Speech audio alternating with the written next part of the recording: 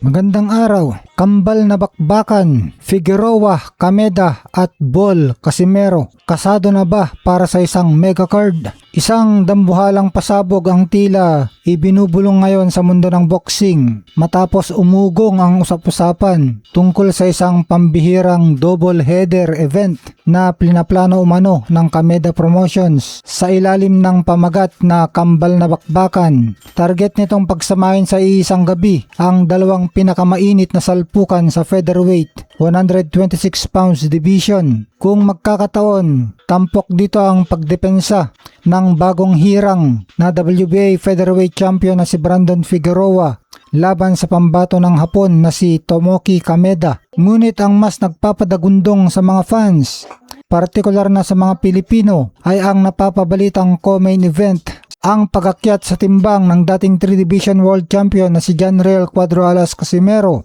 upang harapin ang mapanganib na dating kampiyon na si Nick Bol. Sa kasalukuyan, si Tomoki Kameda ang opisyal na nakalinya para hamunin si Figueroa. Ang plano ni Kameda ay malinaw, agawin ang sinturon, magdepensa sa Japan at isunod ang dambuhalang laban kay Naoya the Monster Inoue. Ngunit batid ng Kameda Promotions na hindi magiging madali ang daan. Si Figueroa ay isang walang takot na pressure fighter na kilala sa walang humpay na pagpapakawala ng mga suntok. Kaya naman upang mas mapatindi ang hype at magkaroon ng matibay na planong seguro, dito papasok ang diskarte para kay Casimero.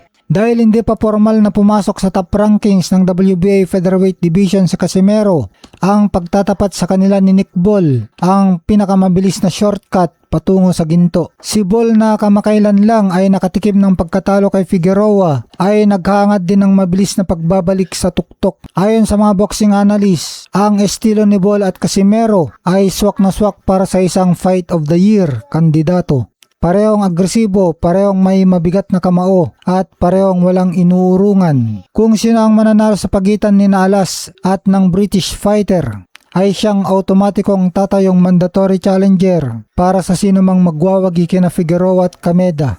Kung lalaruin ng Kameda Promotions ang kanilang mga baraha ng tama, ang ganitong klaseng serya ng istorya ay siguradong magpapadagsa ng milyong-milyong pay-per-view buys mula sa United States, United Kingdom, Japan at Pilipinas. Ito na nga ba ang tamang panahon para sa muling pagbida ni Casimero sa pandaigdigang entablado? O maunahan nga ba siya ng kanyang stablemate na si Tomoki sa karera para sa katanyagan? Isang bagay lang ang sigurado, kapag natuloy ang kambal na bakbakan, yayanigin nito ang buong mundo ng boxing.